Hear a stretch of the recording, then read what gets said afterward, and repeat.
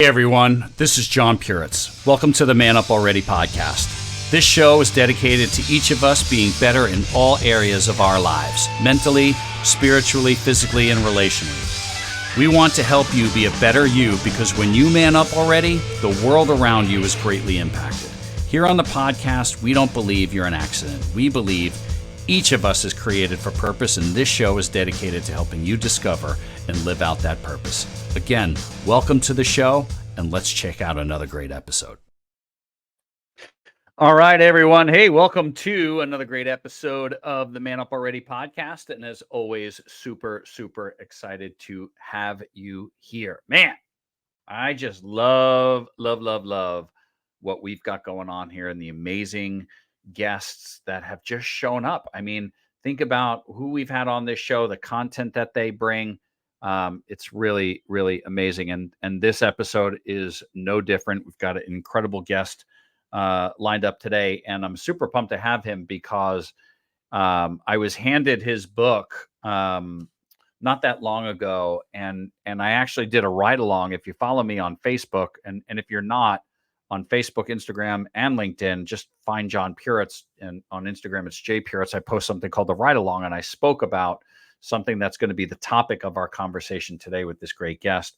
But before I do, head on over to manupalready.com. Time is running out to sign up for the Man Up Already Growth Conference that's happening February 24th in Port St. Lucie, Florida. It's limited to 50 men. Spots are filling up rapidly, so make sure that you get into that community that day. It is going to be awesome. The lineup of speakers is stellar. It really is going to be phenomenal. So head on over there and check that out and get signed up for that. So our guest today is the author of the book, Are You Who You Want to Be?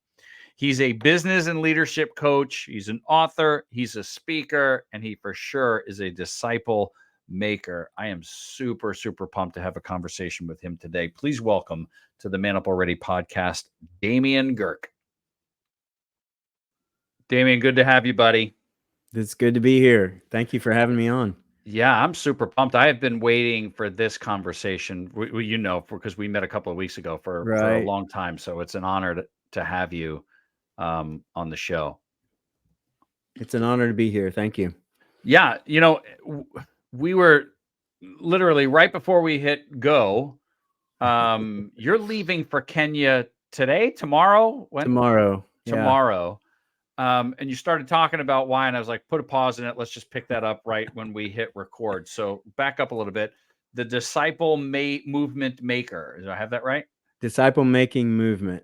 Disciple Making Movement. So talk about that, man. That's exciting. So it's a book that A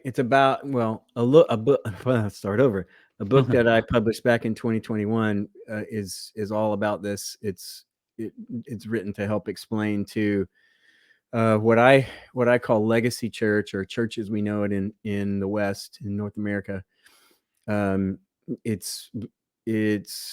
helps to describe the disciple making movement approach to ministry to people who have really the only expression of church they've ever known is the church in the West. And in the last 30 years or so, it's been the fastest growing expression of the church. It started in Southeast Asia, in China, Indonesia, India in particular, Africa, sub-Saharan Africa, and it's growing on every continent in the world, maybe Antarctica with the exception, I don't know actually, but it's happening in persecuted countries, places, societies where you get imprisoned or worse for being a follower of Jesus. This expression of the church is the fastest growing church in the world. The growth rates are incredibly fast, and it's very decentralized. It really looks like the Book of Acts, and a lot of it is just underground. Like most people haven't heard of it. It's just they're just unaware, but millions, hundreds of millions of people have come to faith through this approach over the last 20 years or so. It's so funny because I never intended to have this conversation with you, but it's so relevant because I'd be curious to get your take on the modern American church, and are we moving? Are more people desiring to move to church at what you're talking about than Yeah, what's been happening post, certainly yeah, up to COVID and now post COVID? yeah, absolutely. COVID, I think, had a big part to do with it, but it was the signs were there for probably the last 10 years, even before COVID. Um, and it's complex, right? You can't just make a simple, oversimplified statement about it. But I think, I think the the structure and the approach that we have understood, that the expression of church that we inherited from Western Europe back from the Reformation days, I just think has run its course in terms of effectiveness in our society. And um, I think people are hungering for not just a deeper experience, like that. It's just the realization of, I've been a part of this expression of church and am faithful to it. And this is not criticism of the church, right? I'm not you know casting dispersion in any way. It's just, I think, for our time, we're realizing we this method is not producing disciples that make disciples that make disciples that make disciples. And that's the key. And if we don't get to that multiplicative approach, where one disciple becomes two, becomes four, becomes eight, becomes 16, frankly, we can't even keep up with population growth. So how can we possibly hope to accomplish the Great Commission in our time if the population of the world is growing faster than the population, of the church? So I You think it's know, really key, and people are recognizing that, I think. agreed. And then there are things. I'm looking at something that my wife had shared with me, and I again, I got to do research, but the the headline was federal agencies flag American financial transactions using terms like MAGA, but they were, and I'm not going in that political direction, but Right. when you're targeting or tracking Bible sales, which is what this was doing, when you're throwing believers into a conservative Christian, they're domestic terrorists. When we start to hear Yeah. things like that, things that Yeah. when 10, 20 years ago, you'd be like, that's not going to happen, Right. and yet it is. Um, Yeah. you're going to start seeing more people isolate, or not isolating, but doing it grassroots the way what you're talking about. Yeah. And frankly, there's an old phrase. I think, I can't remember which patriarch said it, but you know the blood of the martyrs is the seed of the church. That's something to that effect. I'm blanking out on it right now. It's persecution and challenge like that, social difficulties like that, have a way of really helping believers focus on what's really important and what's not, and make decisions of commitment that they wouldn't otherwise make. Right. That we, by God's grace, for the history in our country, we've had the privilege of choice, of faith, the convenience of faith, and the acceptance, of being a Christian, being labeled a Christian, and that could very easily go away. But that's, really, in the grand scheme of things, that's okay. Like, it's we still are a lot better off than a lot of places Right, right, in right, right, on the earth right. right now. So it's I'm nothing to be afraid fascinated of. that you're just going across the world to on that mission. I think it's just amazing, truly. Hmm. So you wrote this book. Are you who you Yeah. want to be? And you freaking challenged me, man. I mean, it was like one of Well, those. Right. Wait a minute. I've never thought of it that way, and that's how we connected. So how did the book happen? Like where? And I'm reading. I'm almost finished with it. I think it's awesome. okay. I recommend people get it. There's so many Cool. things that I've highlighted in there. Hmm. But that one that we're going to talk about, which we'll get to in a minute. But talk about your book. Like what give us the history of it. Where is it at right Yeah. now, et cetera. So it's really it's a long journey for me, frankly.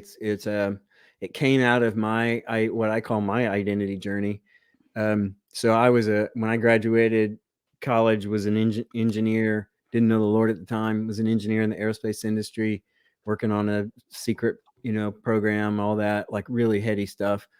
Um, Came to know the Lord, met my wife. We ended up getting married, going to seminary, and was a vocational pastor for 15 years.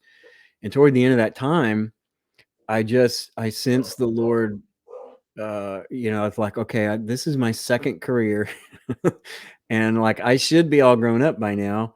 And it wasn't a midlife crisis, I think in the traditional sense, but it was really a sense of, I just don't know who I am. Like Mm. if people ask me, I could tell them my title, but that that just doesn't do it for me. Like it's not sufficient. I had an awareness of, there was a longing for not just more, like I need more consume things to consume, or need a better car or something like that. It was like, I need to be, in my core, I need to know who I am. And I just don't know who I am.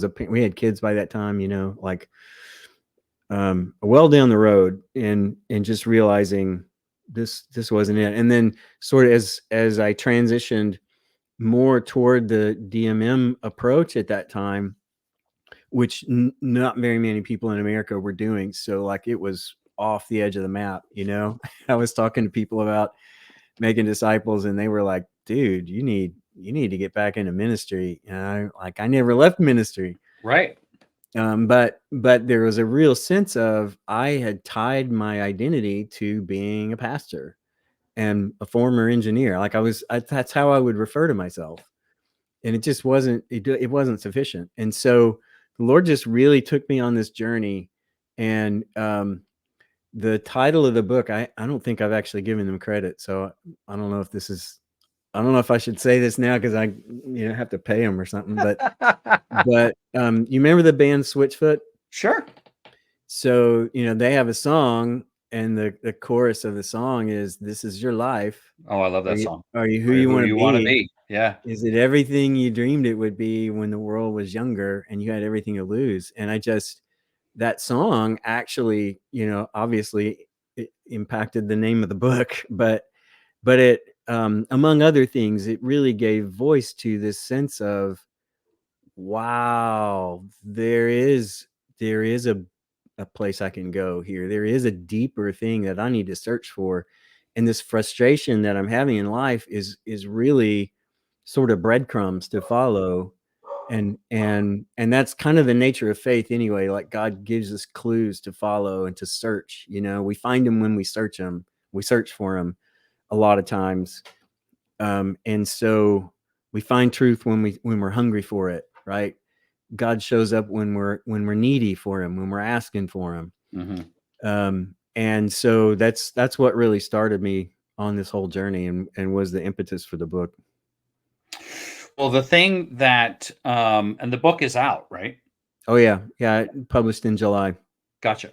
The thing that stood out for me was the idea, I wrote in my book, most people operate from the space of have, do, be, right? I've got to have this, right? Then I can do this, and then I can be this. Right.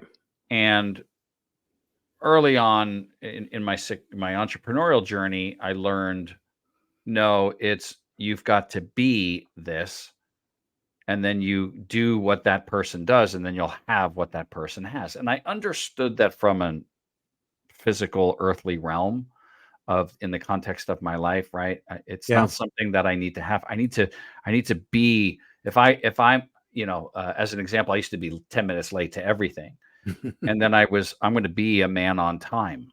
Yeah. And I became that person, right? So people, always know I'm going to show up. So my integrity grew and all this other stuff, because I just refused to be late. But what stopped me in my tracks was looking at it from a God perspective. Instead of, God, what do you want me to do? You pose the question, God, who have you created me to be? That's And I correct. don't Yeah. think I've ever asked that question. It literally stopped me to go, Wow, from a spiritual perspective, that's a heck of a question. Yeah, it is. It So is. yeah, so where did that come from? Besides God. But yeah, God is the simple answer. But I just, back to my journey, by that time I had, not that I was just, all that in a bag of chips, but I had done a lot of stuff, um, and I had really we sacrificed a lot to go to seminary, and just being in ministry is pretty challenging, and like it was sort of, I don't know what else I can do. I mean, I'm sure there is other things that I can do, um, but I just don't know what else I can do to become the person that God wants me to be. And then I was actually, it was in the context of ministry. I was talking with somebody, and they this is something I just kept hearing over and over again, where well-meaning people, well-meaning followers of Jesus who had dedicated, all that, and they just like, if God would just tell me what he wants me to do, then I'll be happy, then I'll do it, I just want him to tell me what to do. And it's sort of, I heard myself saying the same thing, and then it kind of dawned on me, well, I don't think God really wants us to do anything for him. It's not like we're earning brownie points, or Right. earning, I get the, extra crowns in heaven and all that, but like, it's not this, the scene from the Holy Grail where God calls out and I'm averting my eyes, oh Lord, that one, like, just give me something to do. And that sort of comically kind of came to my mind, and I thought, golly, that's it. It's not about what I can do for God. It's about, am I in a place where I can truly die to myself and give up what I want to myself to be, my version of who I think I should be, and totally put that on the altar, totally put that at the foot of the cross, and accept the life that he has for me. And so all these passages start, that I preached on and talked to people about and recited and all that, my whole Christian life, they all start coming back like, whoever wants to save his life, you're going to lose it, man. Right. But if you lose your life for my sake, then you'll find it. Like, whoever wants to follow me has to take up his cross, follow me. You have to be willing to die, put that thing put that thing to death, and let God inform you. And like, then you read a passage like Romans 8, where it says, for all those God I'm going to paraphrase this, but all those God foreknew, he predestined to be conformed into the image of Jesus. Ephesians 2, like, you're God's handiwork. You're his masterpiece, created in Christ Jesus before the world even began. Like, before you ever came on the scene, he had a plan designed for you to be his masterpiece. And all of that, if you read it in the context of God has created me to be me, so I don't have to try to be John. For so much of my life, I looked at myself, man, I could never be him. I could never be that. I could never do that. Oh, if I could only be like that, then maybe God would love me. Bull crap. God already loves me. Why am I comparing myself to somebody God never designed me to be? Right. It's lunacy. It doesn't make any sense. And yet our entire world is made up that way, right? Like, if you look at Yeah. what's coming at us all the time, is you should be like this, you should think like this, you should do all this. And I even wrote about, and it's just funny, right? Like, here's what I love about what you put out there, Damian, is there's always another level of thought. There's always a deeper place to go. So I even wrote in my book and talk about here on the podcast that we each are uniquely and divinely created for purpose. So I'm even talking about that God wants us to be, right? But even say divinely created for purpose, I'm really implying that you're to do something instead of, Yeah. he created, who does God want us to be? I just, there's so much depth to me, for me, and in that question, because then you do die to self, because there's a bigger idea, Yeah. which I don't think is really put forth in just our way of being, um, to grasp that concept. Yeah. You know what I mean? The church wants you to be something. You know what I mean? The world wants you to be something, but Right. who does he want me to be? And if I can really discover what that is, then I can put these other things aside because of of finding that purpose. Yeah, exactly. Your purpose just flows out of identity. It's like Right. once you realize, and this is probably one of the biggest takeaways I've um, had since this, being on this side of the journey. And by the way, like by no means have this mastered, right?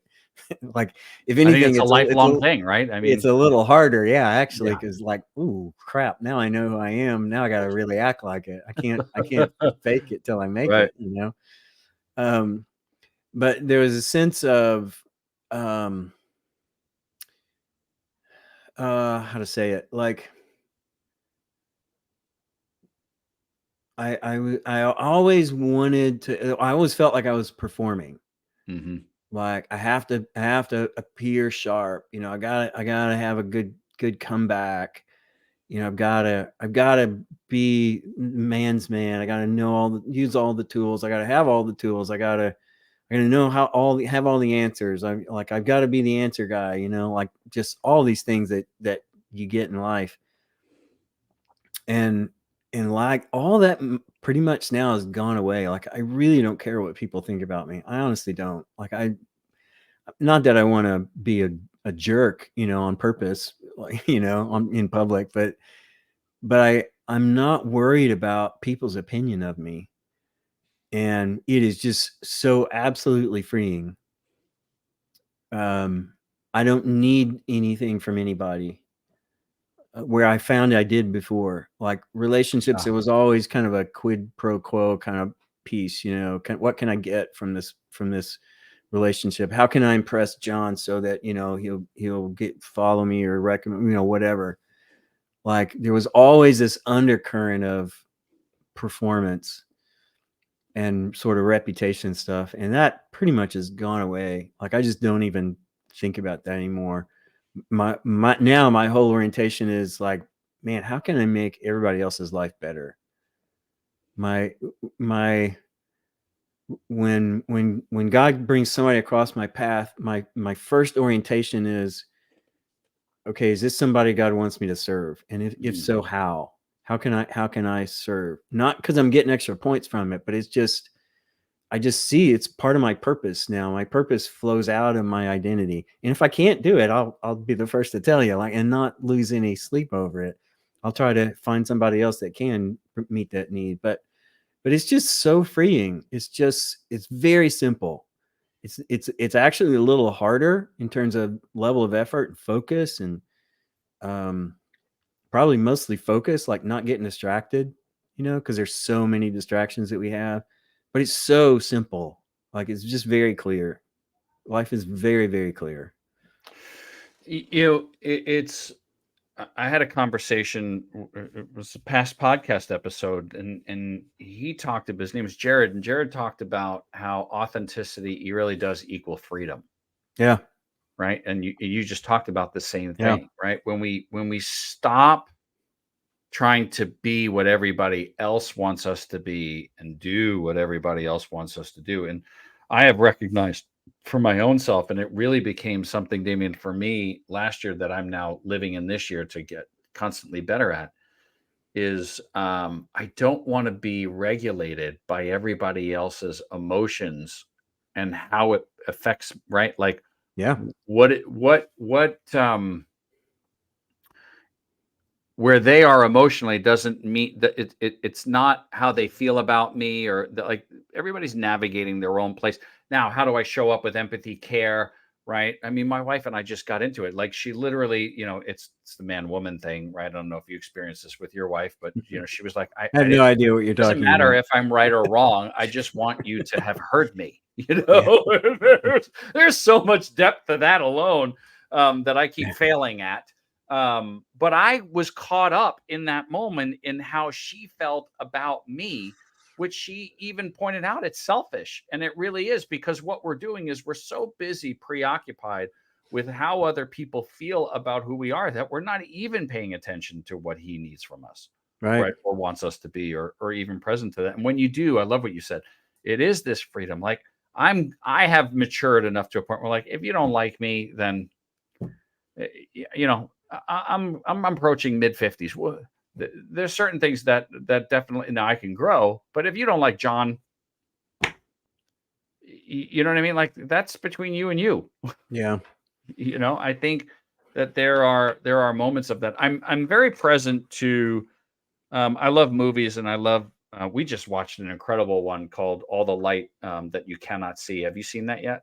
I've seen it show up on Netflix, but I Yeah, haven't. it's magnificent. It really just I Mm, loved it. But The Chosen comes to mind because there's that scene where Nicodemus meets Jesus, and then he mm, makes the choice not to go, when who knows who he could have been if he did go. yeah, And I thought that was just portrayed so beautifully, the conflict in I him. love that scene. That's one of my favorite scenes. Yeah. Yeah. That scene was when they meet, that scene was why I started watching that show. It just I wept when he realized who he was really talking to. Yeah, But I wasn't prepared for the one when he could have met him and gone and didn't. right. That wrecked me. His Yeah, I emotion in that. I look forward to the end of the story where, from the Bible, we know that Nicodemus does, finally make the turn, and Right. I'm really curious to see how they're gonna portray Yeah. that. Yeah. It was really phenomenally done. So, where has you published the book in July? Where has it taken you? What kind of journey has it taken you on? As a fellow author, I know that can be interesting. Um, but what doors have opened up, and what have you learned through Um, I've learned, writing is the fun part. it? Promotion is the hard Yeah, part. marketing is a whole other different thing. You bet. You bet. Well, you know Um, y what? Let's pause there, because that is really important, right? Because yeah, we all like, oh, I wish I could write a book, or I could do that. So it doesn't matter. I think you'd agree. You could put out an incredible piece of content, right? Song, book, whatever. Everything comes down to marketing. yeah, it does. If nobody knows it's there, like, it's just not gonna change anybody's life, right? So Right. so yeah, and I frankly have never been much of a self-promoter, so that's always been odd for me. But one, just because I believe in the content makes it easy to talk about it.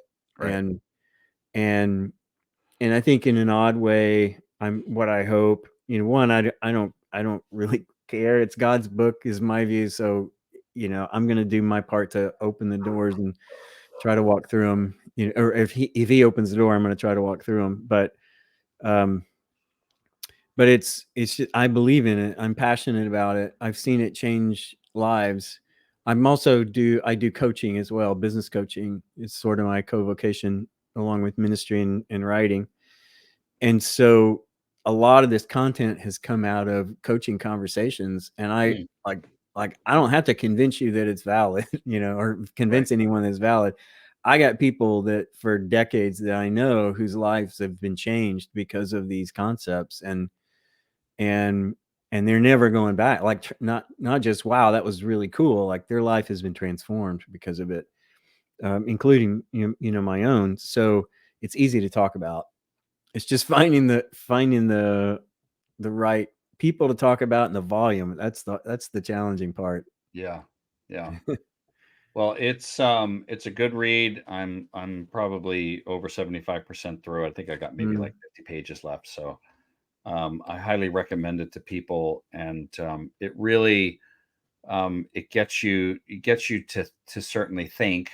mm, Um, uh, I've highlighted a bunch of things in there, but again, the thing that stopped me was, and that's at the beginning of the book, which shows you the level of content that you deliver in there, mm, all the way through. And I love how you progress, you progress through it. So I highly recommend it for people.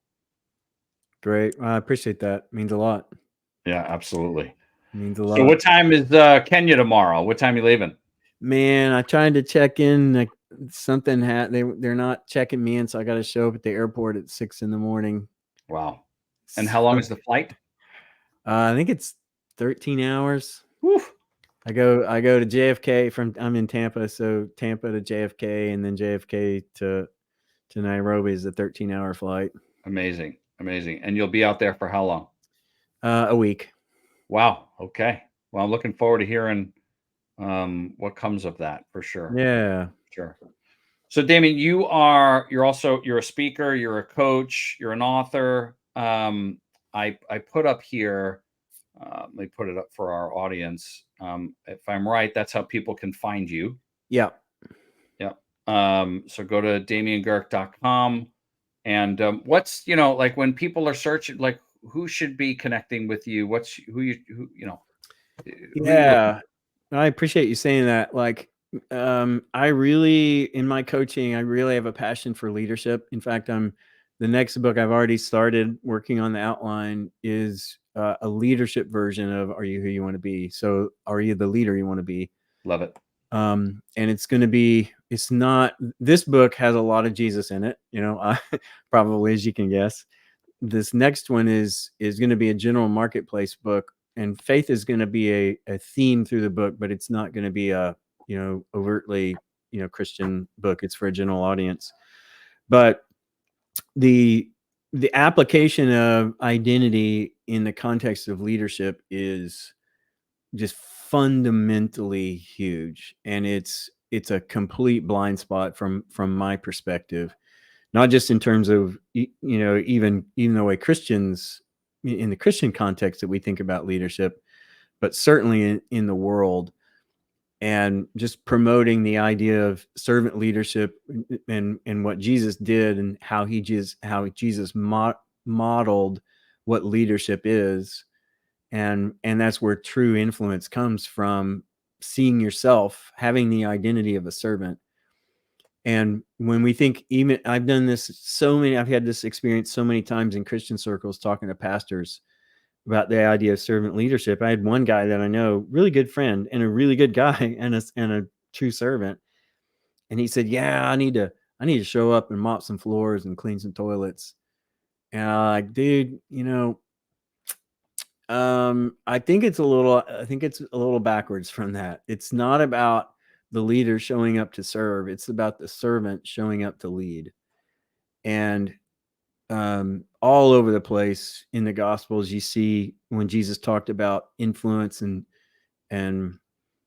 leading, he even modeled it, washing the disciples' feet, right? He said, you call me Lord and Savior, and that's true. That's who I am.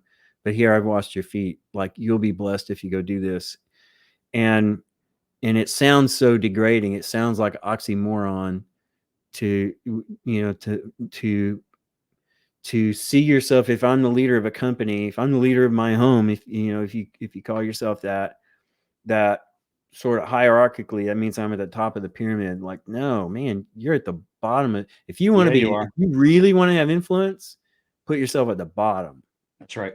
And lead from there. And we are so positionally tied to authority and influence that it's just bass backwards. We don't even get the concept of servant leadership, and you're missing the whole boat in terms of the true influence you can have when you serve, when you see yourself as a servant, when it's not about you, it's about making everybody else better. The best leaders are the ones that make everybody else better, not the ones who get their team to function and perform at the highest level, which is hard in and of itself. Well, you just said it perfectly. I mean, from that perspective, right? I got to go mop some floors and clean some toilets. That is a leader who's thinking he's got to do something to be a better leader versus a servant leader just is. You're a servant, period. And right, and the that's service you provide is your leadership, right? Right. Yeah. Yeah. It's really powerful. Really well. We're looking forward to that. I appreciate you coming on today. Mm. especially before a major trip like that. So thank you. I know time is a very precious commodity, so we really appreciate it. Well, it's a privilege, John. Thank you for having me. Thank you so much. Hey, thanks for listening to another episode of the Man Up Already podcast. We really do appreciate it. And I want to ask you to do a couple of things. Number one, subscribe to the podcast, whatever platform you're listening or viewing on. Subscribe to the podcast, right? Help us, right, continue to grow by joining the community, and also rate the podcast, rate the episode, right? Whatever platform you're on, you could leave a rating. Let us know your comments. Let us know your thoughts. If you can do that, we really do want your feedback. You could head on over to manupalready.com and check out our website. All the podcast episodes are on there as well. But also join our community, sign up on our emailing list. We're going to get content out to you. There's also a free resource there for you when you do that. And pass it on. Pass on the podcast. Let people know, right, what we're up to, what we're about. Speak about it. If you're a podcast enthusiast, please share episodes. Tell people about what it is that we do. What we do here and what you like about it, and what you don't like about it, and that's okay as well, right? It's just getting the word out. And then finally, I want to thank a great sponsor of our podcast, Master Beef Jerky. Their slogan is bold flavor, tender bite. If you head on over to masterbeefjerky.com, they've got incredible flavors there. But if you put in the coupon code MUAP, you will get 20% off your order. I highly recommend you check them out. Master Beef Jerky, bold flavor, tender bite, and a great sponsor of the podcast. Until next time, thanks so much for being here, and we'll talk to you soon.